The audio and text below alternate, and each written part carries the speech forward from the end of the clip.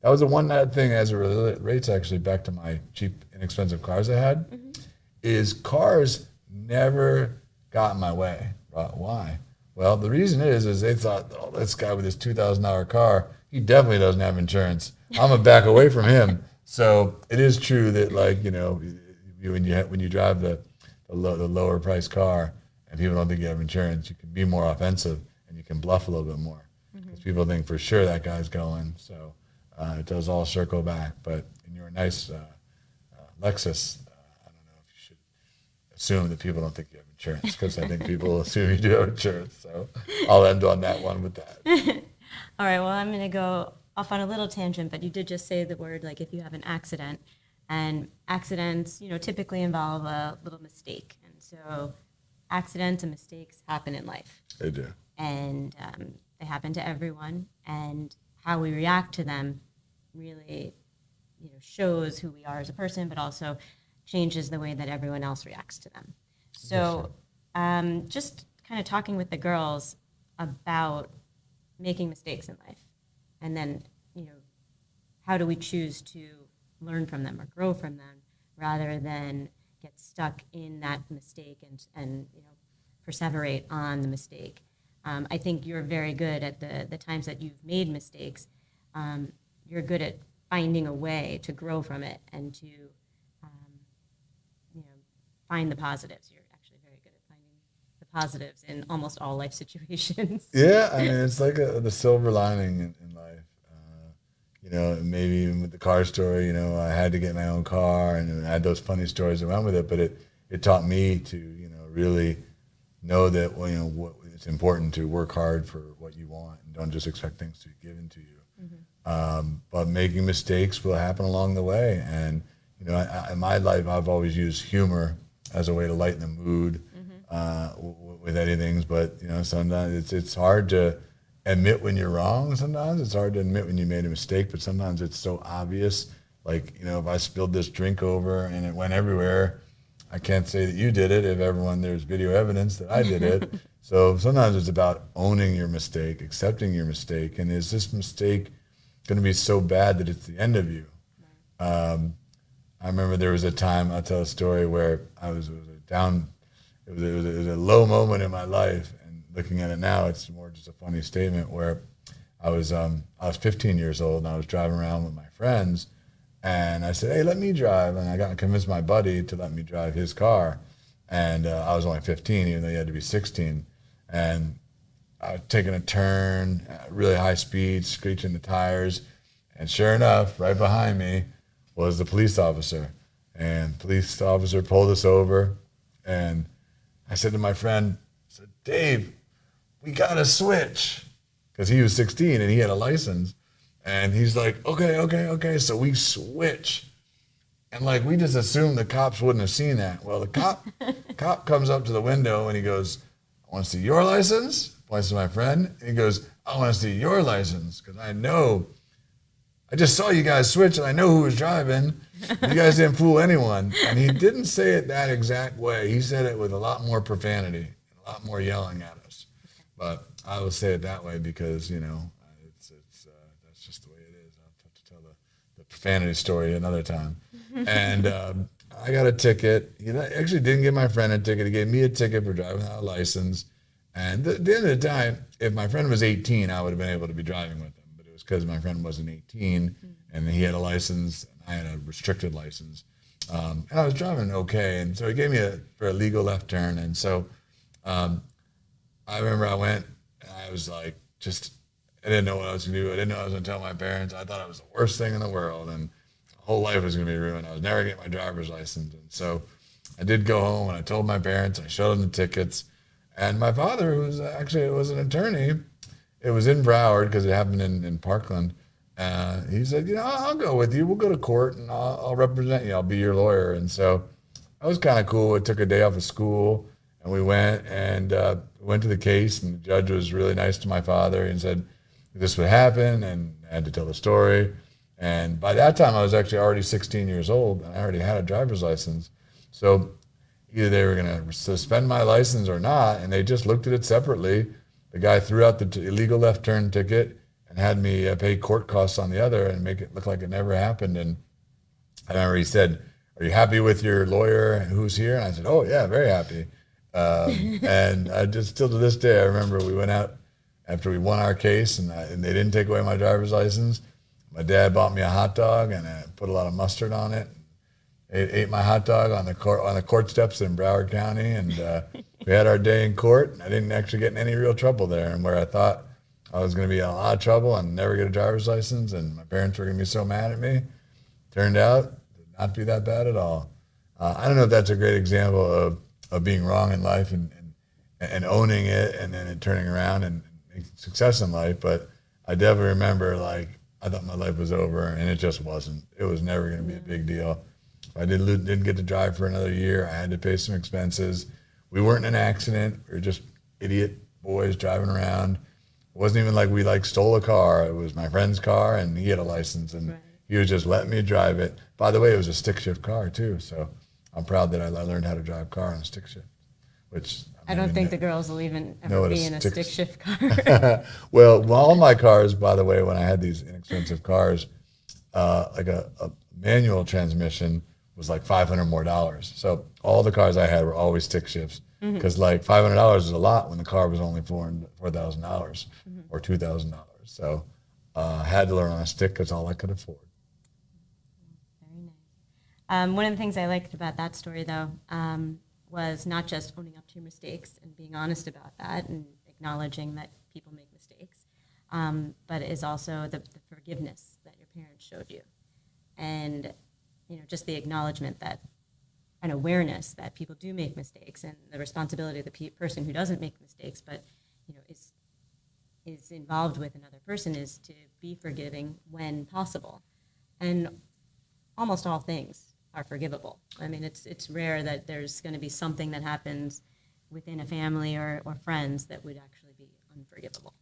Yeah, it's unconditional love, and I know we've talked with the girls about that, and that is just what it means, unconditional. There's no condition where I won't love you, especially if you're honest and accepting of things. And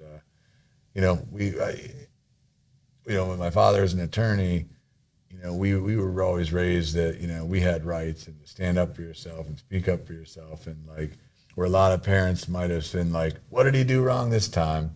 My parents were always the other way. They would be like, what did the teacher do wrong this time? And they always gave us a forum to speak up and speak our minds, and they trusted us. And fortunately, up until that moment, even with 4 kids, not a lot of us had done a lot wrong. We had never really gotten in much trouble. I don't think that there's many other stories where I got in trouble in school where I had to come to them, other than when I wasn't doing well in college, and I wanted to come home because I wasn't doing well, and I just I needed a break from college, which was maybe the second time I had to go own up to a mistake. In fact, why don't we tell that story? Okay. So I was I went my first year in college. I did well enough to stay for my second year of college, but borderline, not doing that great, but still getting enough credits to move forward to potentially get a degree. And so my second year in college, I moved in the fraternity house, and that was also quite a wild year of having fun in college. But then my third year, I moved into a house or an apartment, small apartment with 4 guys. I shared a bedroom with another buddy, just so we could all stay together, and it was affordable. But I was just doing bad, and I wasn't going to class, and I basically was going to fail out. And so I said, well, I could fail out and stay, or I could accept this now, and I could leave in the middle and go home to my parents and say, I'm going to fail out, because I was going to fail out. Like, there was no way I wasn't going to. And I got to that point where I was like, I need to go home. So I packed up all my stuff in my car.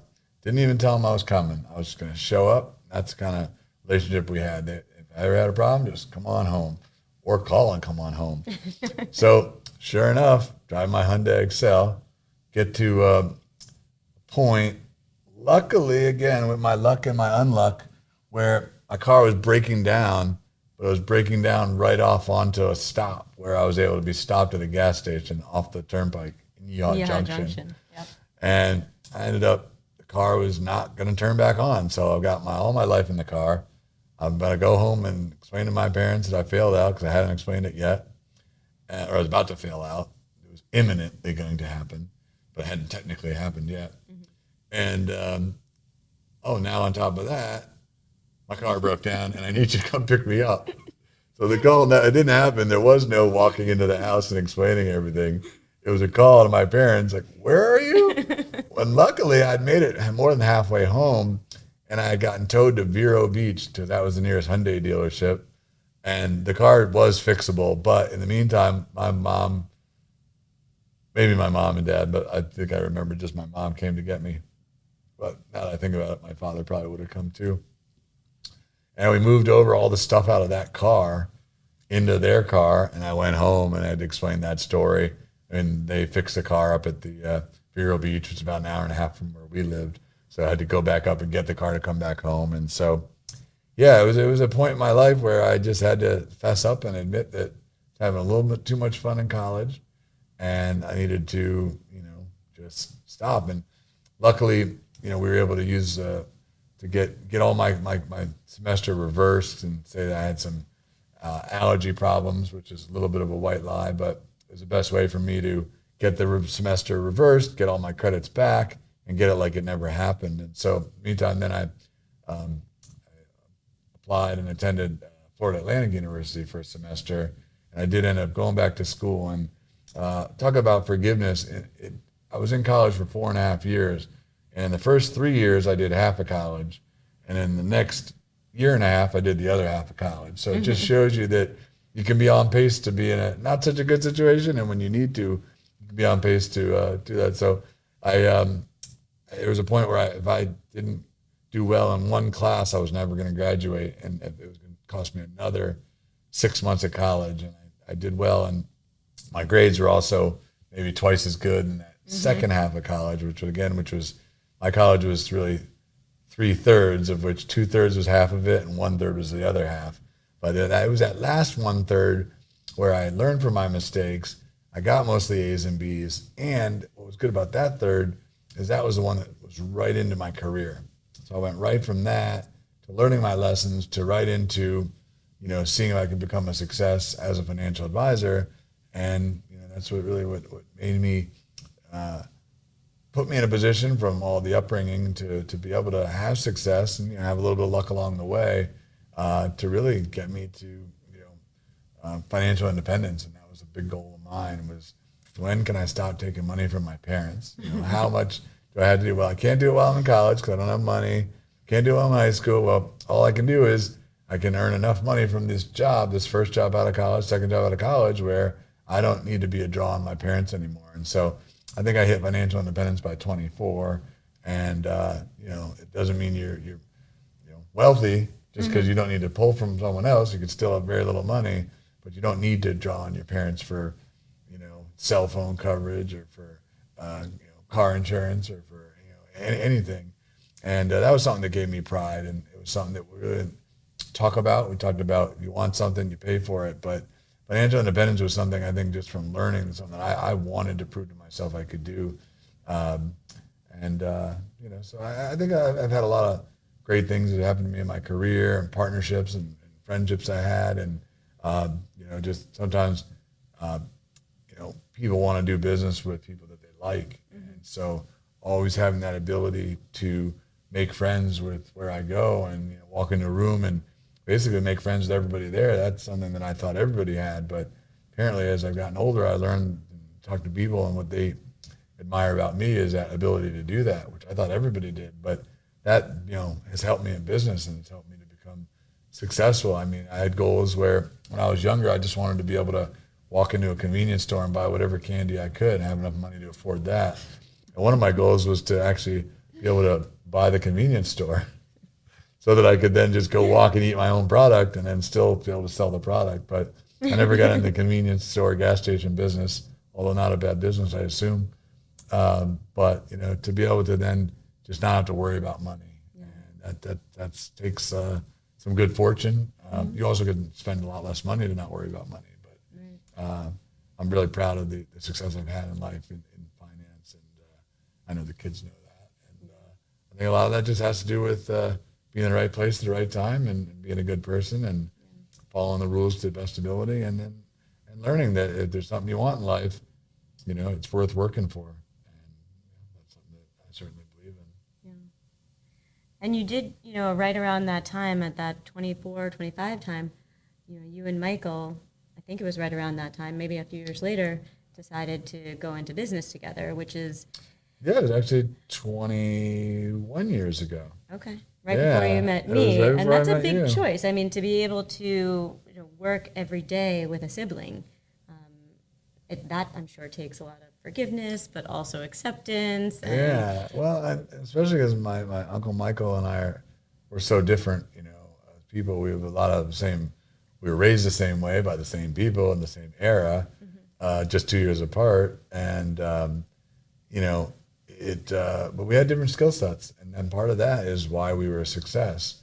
But we had really different roles, and what I like to do and what he liked to do were different things. And, since I was little, and fundraisers with selling chocolate bars and selling little pens and whatever the fundraiser was, I was always top salesperson of it because I had a sales mentality, and I had to replicate. Make a sale, do the exact same thing, do it over and over, and do it over and over, and keep making new clients. And so that's been wonderful, where we've been able to meet families and get them to hire us to be their financial CEO of their family and help them make all financial decisions for them and their family, their extended family. And now we're just crossing over $1 billion in assets. But 21 years ago, we had, $50 million. And that was a lot of money there that 100 people let us oversee their $500,000. That's how we got to 50 million. Now we have 200 people that let us manage their $5 million on average. And that's been through 21 years of hard work. And when I met you, I was just getting started there. And we went from 50 million to 100 million and up to a few hundred million, and then we were at 300 million. And really, it's just been this last 7 or 8 years where we've really moved it up and gotten into this, now, right around $1 billion nowadays. Mm-hmm. And yeah, it's been financially rewarding. It's been fulfilling. Been able to really help people, especially in different times. Losses of a spouse has been one area where I've rolled up my sleeves when there's a death in the family, and I help the surviving parent or child or spouse of the person that passed away deal with that. It's just been something that I was a natural at. It wasn't something I said, oh, someone died, let me go help them. It was really more of a nobody else wanted to do it, and I said, well, I'll do it. Just because it's difficult to talk about and deal with. But at the end of the day, some of those relationships where, you just want to be in a position in life sometimes where you're needed. And I was very needed by a lot of different people in different scenarios where people were coming into either immediate wealth and or not knowing if they had wealth or if they could pay their bills, and they really needed real counseling. And sometimes it was eye-opening for those people. And to be that, I was like a surrogate son to many people. And that was really rewarding. And a lot of those became real advocates for us. And other people in the community said, wow, if something happened to me, I sure want them to take care of my spouse the same way the Barron Group did. Look how happy that person is. And then I tell you, it's just like negative reinforcement or positive reinforcement. Once you make someone happy, they're happy to tell that story over and over. So, we've had a lot of evolving in our years from a startup business to, a really well-run oiled machine where we now have support personnel that really help run the whole business, where a lot of the heavy lifting I used to do back in the beginning of it is done by someone else that we're successful enough that we can employ to do it, where we can kind of sit back and do what we like and enjoy and, just socialize with our clients and still have a nice time with them. But yeah, it was interesting because we always said, we said when we were younger, we wanted to play for the Pittsburgh Steelers, Michael and I, and we were going to marry twins and we were going to live next door to each other. But little did we know our chances to play in the NFL were almost zero, basically zero.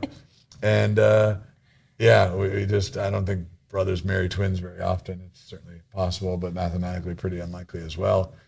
We do live near each other, and but being able to like really get that on and have both success for both of us and our families and what it's brought all of us and our Work families, together every day. and going to work each day. And there's good times and bad times, way more good times than bad times. And I think that I helped him grow and he helped me grow, and we're both thankful to each other. And yeah, I don't know that our daughters necessarily should go into business together, but in our case, it just happened to work out perfect. And really, my brother's been there my whole life to guide me, tell me, hey, when you get to college, you should join a fraternity, and oh, maybe you should buy this car, or maybe you should go work at the movie theater with me, or give me guidance. And he, one of the reasons I became a financial advisor is because he was a financial advisor. And our skill sets and our backgrounds, were similar. And so maybe we both were set out to be able to become good, successful financial advisors for different reasons. Mm-hmm. But blending them together, I think, really was very synergistic and helped us get to where we are. And it's especially now that we've become a success, it's much easier to say how great it's been. Right. It was a little more challenging throughout in the beginning, so it's yeah. I mean, I don't have that. It's not as rewarding as having children or having a loving wife. It's certainly nice when I think that I'm driving around that nice car and where I've come from, right, and how I brought nothing into having financial success. And that's what I do for a living, is help other people with their financial success. Right. So if you're going to give off that service, you probably should be able to have it yourself. You're not very good, but when you're 22, 23, giving off that service, it's hard to already have financial success as a person right out of college. So very happy with where I am at this point in my career. Yeah. Well, and over the last decade, I'd say, the enjoyment of life, you've always enjoyed life, but the ability to have more fun doing more things has really increased over the last decade and the last 5 years. Really, since your diagnosis, you've done so much travel and so many fun things with the family, with friends, with Michael, you've done other things. And I think that shows that, once you have that financial success, it let you do all these things that you wanted to do, and then you chose to take the time to do them with that freedom. Yeah, and I mean, with us, with my diagnosis, and the kids, I think we definitely stepped up our travel because, my health's been uncertain and my life expectancy has been uncertain. And so I think rather than travel at the rate we would have traveled and the expenses we would have spent in the last 5 years, we probably traveled maybe done things with our kids maybe 4 times as much as we would normally have, including, just like taking a trip to Hawaii is something you would do every 10 or 15 years, and we did it 2 years in a row, and the cruises and things. And, part of me was always saying, live life to the fullest. You never know what tomorrow brings, but when you're set with an ailment like what I had with this cancer, it definitely increased what we needed to do, what we wanted to do. And thank God, financially we were able to do it. And those memories are just phenomenal. I mean, we don't have to name them here because we lived them and we went through them, but the places that we covered and the trips that we've taken, it's just been amazing. And even when my health wasn't so great this last summer, we still had great trips. We still have great memories. And you got on that train from Jacksonville to Rhode Island and rented a car and met us out in Cape Cod, and we still got to go on to a cruise. And we just went to California and Las Vegas with the kids, and I don't think they understand that the doctors told me I shouldn't fly, although I might have mentioned it to them. And they were like, well, why are we going? I was like, because I really want to go. And those are great trips, and we'll have plenty more to come. If I can't fly, then luckily we live in such a great place of Florida where you've got 5, 6 states nearby and wonderful beaches all up and down the coast. So there's plenty more there. But it's nice. Just like I appreciate driving the nicer car, I appreciate staying in the nicer hotel. And even when we were first going on those weekend getaways, we were staying at places that I probably prefer not to stay anymore. But we loved it. It was great. I remember it was like one of the hotels was $40, And we got upgraded to like a really nice room. And you were like, this guy spent a lot of money on me. You had no idea I was just really good at getting good deals. Yeah. Let's take it back. Speaking of, the course of the illness over the past few years, let's take it back to the cancer returned a second time. At the first time, you had a major surgical resection. The fibula was removed. You had your chemo after, and we hoped that it wouldn't return. And that was in 2018. So now by, I think it was around October, November of 2018, that you were cancer-free at that moment. And we celebrated that. We had a cancer party at Scott's house. Oh, okay. Sure. And a lot of many friends and family were there for it. I don't remember. I think it was well over 100, I would think. Were there. Oh, there's like 250, 300 people. Yeah. Okay. So that was great. And then it came back again, a few months later. You had another surgery, recovered from that surgery. And after that, we visited, at some point, we went to MD Anderson when you were recovered from the second surgery. It was March of 2020. I remember we went, it was approximately March 8th. We flew out to MD Anderson.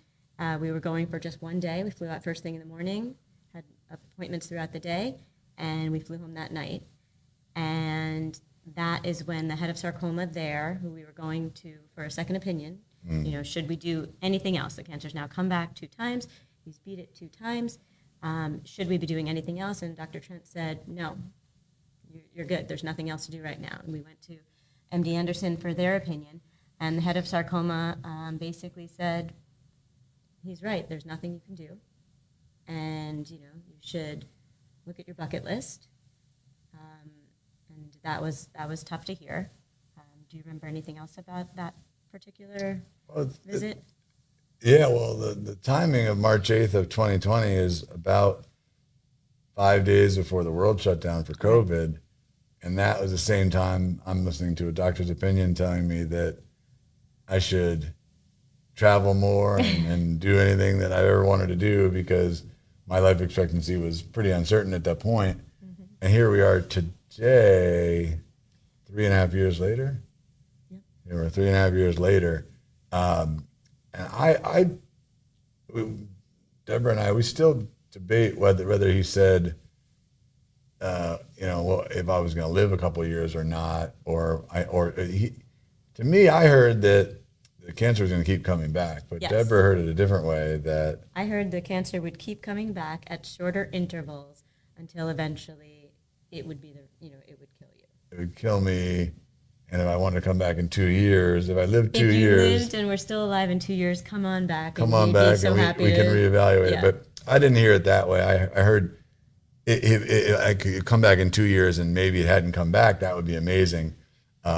But it didn't. I didn't hear them say that I was not going to live. And maybe you had selective hearing or you didn't want to hear it. But yeah, it was the biggest moment in my life where, okay, maybe I only have so much time and maybe I do want to speed up all this travel. I've got a 4-year-old and a 6-year-old and they're starting school and what can we do with them? And now the world's shutting down. And it was a pretty, if you're going to dig deep and think about, how you want to proceed, this was certainly a good time. And the whole world did when we shut down. And so, fortunately, we had been thinking about switching companies and that was going to be lucrative to us. And that was going to enable me to do some more things. And then COVID hit and we had been analyzing that for 6 months before that.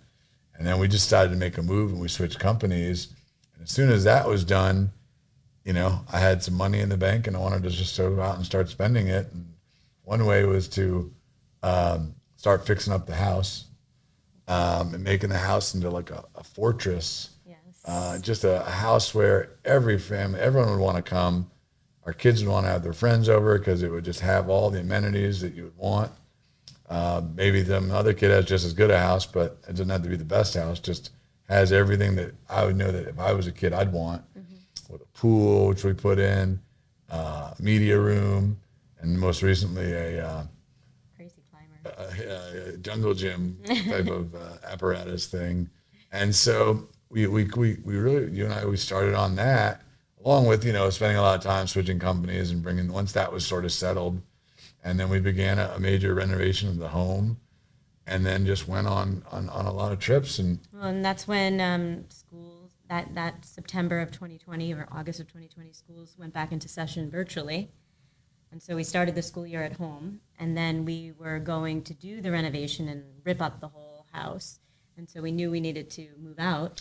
Right. And that's when the teachers were called back to campus. So then we said we could leave if I resign and take an epic family trip.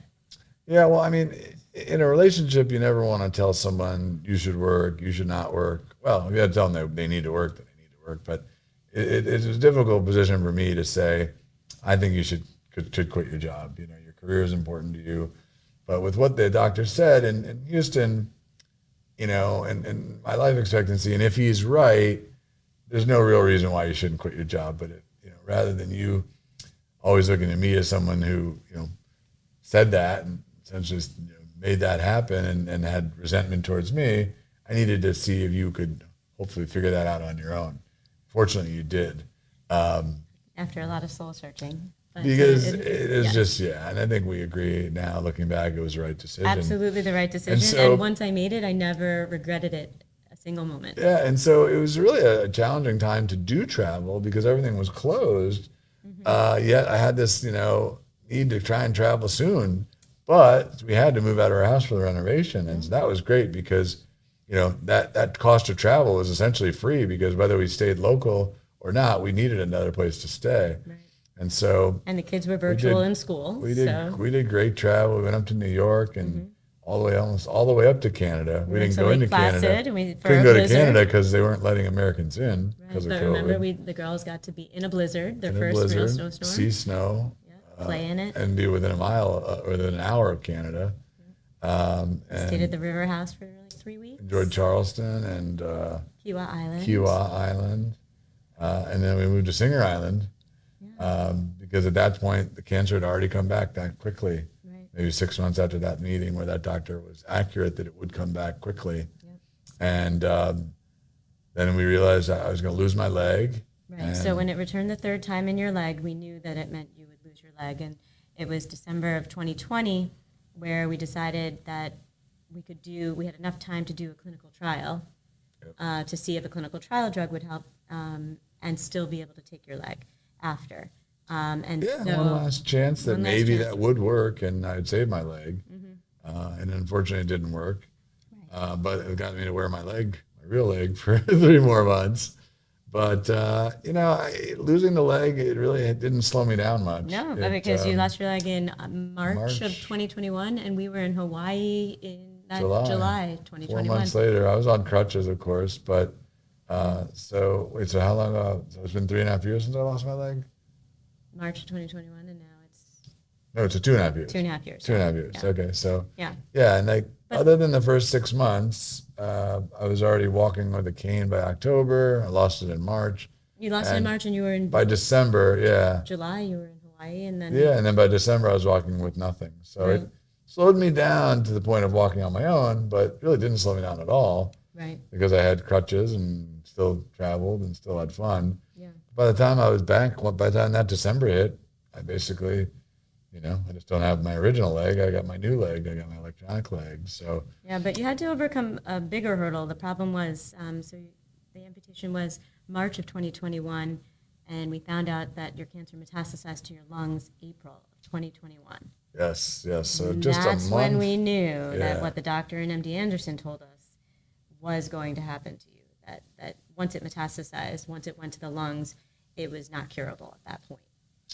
Yeah, and it's so since that day, it's been 2.5 years. Right, and so that's when you went on Votrient, but we did have that big family reunion in May. We celebrated your mom's 75th.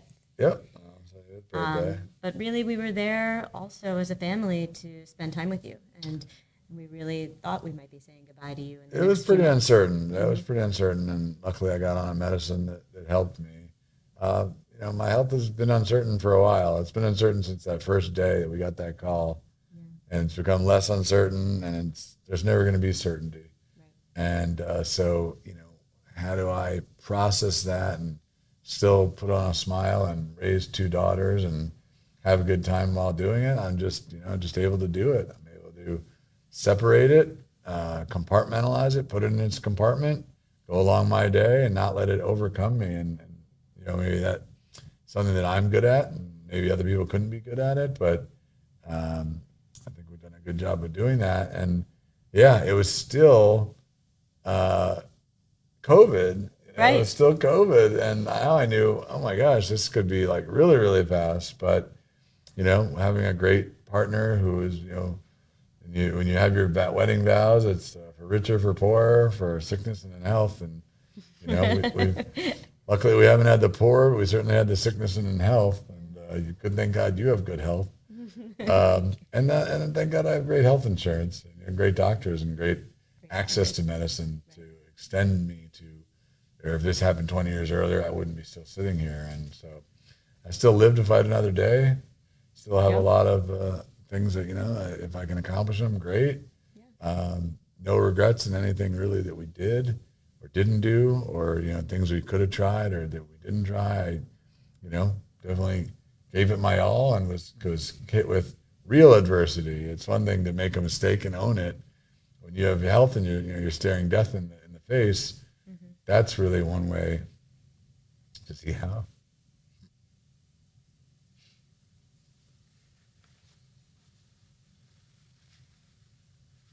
you'll be judged. Well, the legacy that you have created is strong. You've impacted so many lives in so many different areas. Everyone that knows you loves you. You have over 150 people that consider you one of their best friends. And I don't know anyone else who has that.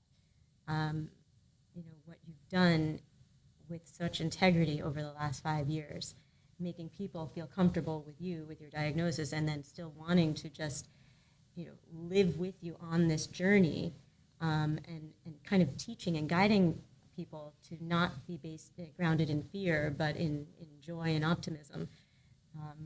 You've made it possible for all of us to get through this experience, and not be made, feeling sad every single day. I mean, you just have made it possible to have joy during a difficult time. Yeah, and one of our goals was to try and never take anything away from our daughter's experiences. Not have to say, no, we can't do that. We've had to make some adjustments. But play dates and things and involvements and, in school or in extracurricular activities, I wanted to try and, if possible, make it as straightforward, for them, like it doesn't exist. And in fact, those first couple of years, we didn't even tell them that I had cancer. Right. But we kind of had to let the bird out of the cat when we.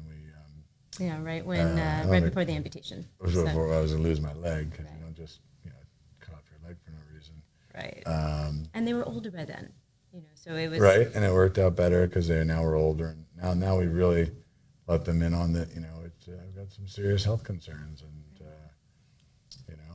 it's just something that you got to deal with. You don't know what's next is going to come. You don't know when you get that call the next day and things change, and so I always live life to the fullest. I'll live life to the fullest for as long as I can, and that's just the way life goes. And fortunately, I'm very proud of what I've been able to accomplish on this earth with a wonderful wife and two great children. And having the family and friends, I mean, you have your family. They may like you, they may not. But having a big family is great, and having a big group of friends is also really, really nice, especially if they really like you too. I mean, they call you their friend, then hopefully they do. But, I've always found it just easy to have friends, and just doing what's right and helping out the community and the greater good. And I do believe in something called karma, that what you put good things out there and good things are going to come back to you. I don't know if that theory works out so good on why I got the cancer, but everything happens for a reason, and I'm just going to continue to try and have as much fun as I can with my family and say family before friends, because my most important things in my life are you, Deborah, and our 2 children, and then family and friends from there. So I think that's enough for one day here on this 2-hour video that we've made for Sarah and Lila. And it's all because we love them so much. We want them. No one will ever challenge that amount of love that we have for those children and for each other. I love you. All right, cut.